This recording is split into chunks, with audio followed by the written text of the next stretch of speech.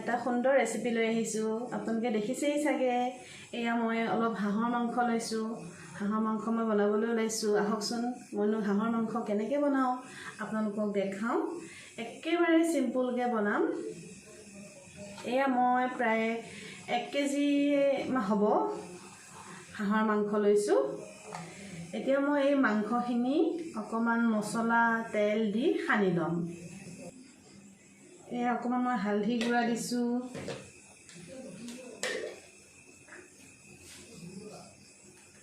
অকণমান ধনিয়া গুড়া দিছোঁ, অলপ জিৰা গুড়ি দিছোঁ, নিমখ অকণমান দিছোঁ, আদা নহৰু, এই আদা নহৰু মই থেতেলিয়াই লৈছোঁ, আদা নহৰু দিছোঁ অলপ,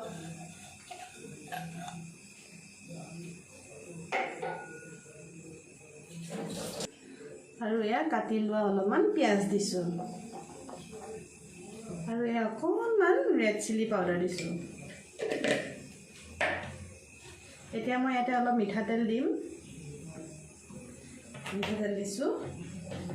এই মাংসখিনি মই প্ৰায় 5 মিনিটমান এইদৰে গোটেই মাংসখিনি ধুনীয়াকৈ সানি ল'ম। এয়া সুন্দৰকৈ সানি ল'ম। আজি মই কোমোৰাৰ সৈতে মাংসখিনি বনাম বুলি ভাবিছিলোঁ, কিন্তু কোমোৰা নাপালোঁ। গতিকে আলুৰ সৈতে বনাম। একেবাৰে চিম্পুলকৈ বনাম। আপোনালোকে হয়তো হাঁহৰ মাংস এনেকৈ বনায়েই। ময়ো কেনেকৈনো বনাওঁ তাকেহে আপোনালোকক দেখাম। এয়া মই মছলা আৰু তেলখিনি সুন্দৰকৈ সানি ল'লোঁ। এতিয়া মই অকণমান সময়ৰ কাৰণে মাংসখিনি প্ৰায় 15 মিনিটমানৰ কাৰণে ঢাকন এখন মাৰি থৈ দিম। এতিয়া মই এখন ঢাকন মাৰি মাংসখিনি ছাইড কৰি থৈ দিম।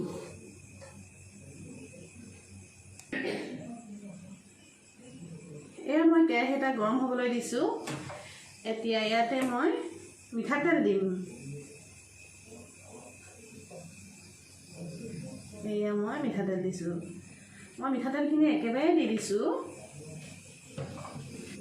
এয়া মোৰ তেলখিনি গৰম হৈছে। এতিয়া মই ইয়াতে আলুখিনি ভাজি ল'ম।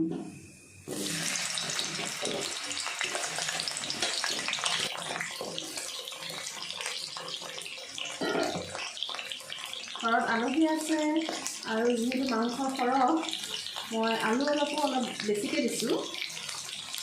এতিয়া অকণমান নিমখ দিছোঁ, অকণমান হালধি গুড়ি দিছোঁ,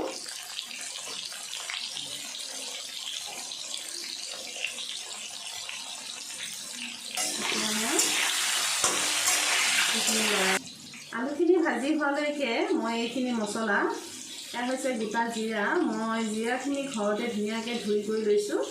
এয়া হৈছে জালুক আৰু কেঁচা জলকীয়া দুটা, নহৰু, আদা।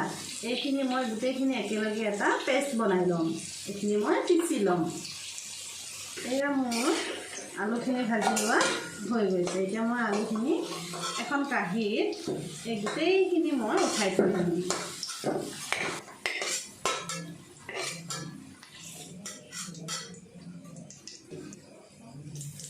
এয়া মই গোটা ইলাচি, দালচেনি দিছোঁ ইয়াতে গোটেইখিনি।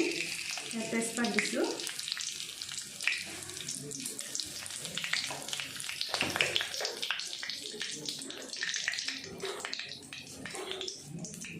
আৰু ইয়াত কেইটামান গোটা জিৰা দিছোঁ।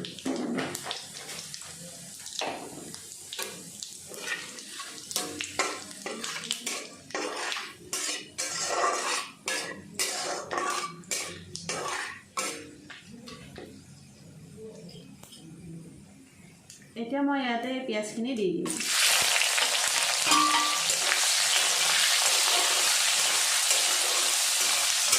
পিঁয়াজখিনি মই ৰঙচুৱা হোৱালৈকে ভাজি ল'ম। সেয়ে মোৰ পিঁয়াজখিনি ৰঙচুৱা হৈছে।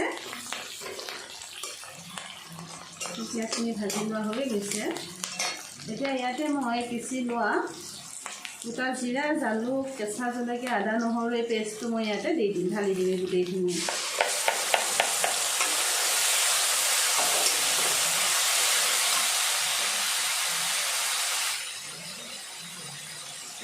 মতে হালধি দিছোঁ। মই আৰু বেলেগ মছলা ব্যৱহাৰ নকৰোঁ, যিহেতু মই মাংসখিনি সানি লওঁতেই জিৰা গুড়া, ধনিয়া গুড়া এইদৰে মছলাখিনি মই দিছিলোঁ, গতিকে আৰু মই পুনৰ ইয়াত মছলা ব্যৱহাৰ নকৰোঁ। যিখিনি মই খুন্দি ল'লোঁ, গোটা জিৰা জালুক এইখিনি মছলাই মোৰ হৈ যাব। এতিয়া মই মছলাখিনি ভালদৰে ভাজি ল'ম। অকণমান পানী দি দিছোঁ।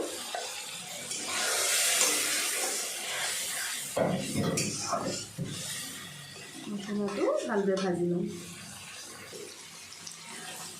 এয়া মোৰ মছলাখিনি ভাজি লোৱা হৈ গৈছে। এতিয়া মই ইয়াতে সানি থৈ দিয়া মাংসখিনি দি দিম।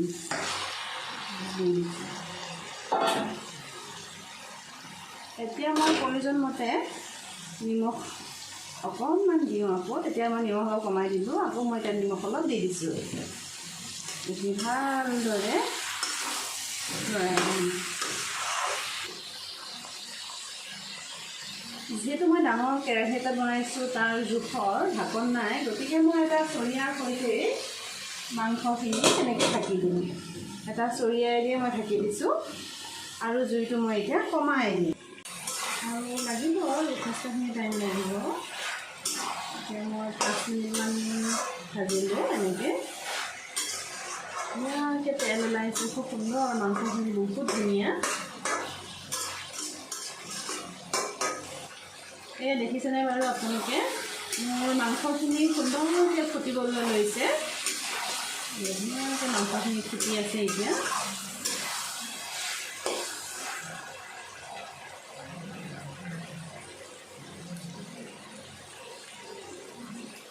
এই যে চৰিয়াটোত যে মই মাংসখিনি সানি লৈছিলোঁ, ইয়াতে অকণমান তেল মছলা এইদৰে লাগি আছে। মই ইয়াত অকণমান পানী দি ইয়াতে দি দিম। আকৌ মই 10 মিনিটমানৰ কাৰণে মাংসখিনি ভাজি থাকিম। এয়া মোৰ মাংসৰ পৰা তেল ওলাবলৈ লৈছে।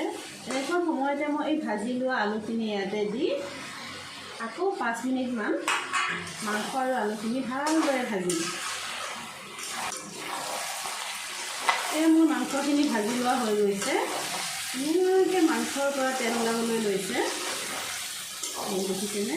এইফালে চাওকচোন, দেখিছেনে? ধুনীয়াকৈ তেল ওলাইছে।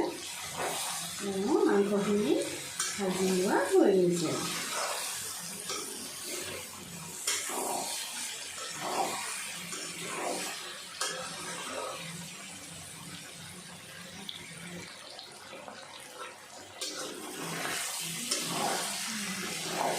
এতিয়া মই ইয়াত প্ৰয়োজন মতে গৰম পানী ব্যৱহাৰ কৰিম।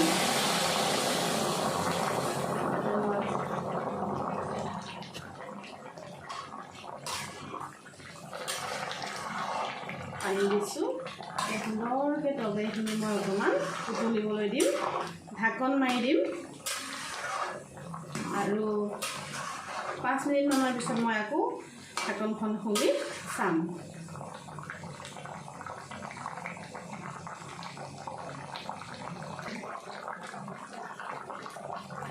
এয়া মোৰ মাংসখিনি প্ৰায় হৈছেহি আৰু নমাবৰ আগমুহূৰ্তত মই এয়া অকণমান গৰম মছলা গুড়ি। যদিহে আপোনালোকে মোৰ ভিডিঅ' চাই ভাল পায়, তেতিয়াহ'লে প্লিজ আপোনালোকৰ ফ্ৰেণ্ডছ আৰু ফেমিলিৰ লগত মোৰ ভিডিঅ'বোৰ শ্বেয়াৰ কৰিব। এয়া মোৰ আজিৰ হাঁহৰ মাংস বনোৱা হৈ গৈছে। পুনৰ আপোনালোকৰ মাজলৈ আহিম এটা সুন্দৰ ৰেচিপি লৈ। তেতিয়াহ'লে আজিলৈ আহিছোঁ।